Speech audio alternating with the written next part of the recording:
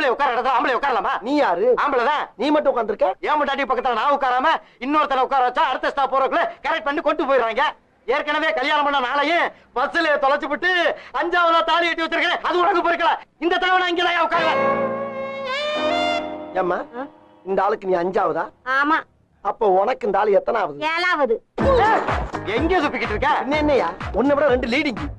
7ஆவதா வாக்கப்படுத்திட்டு என்ன பத்தி பேசுறீங்க? நல்லா கேட்டா வழக்கம் சொல்ல வேணாமா? கேக்குறாங்க கேள்விய. இப்ப நீ எங்க போகணும்? தாம்பரம். இது தாம்பரமா? ஆமா. என்ன அறிவு கேட்டவனே? அறிவு இருக்கா உனக்கு?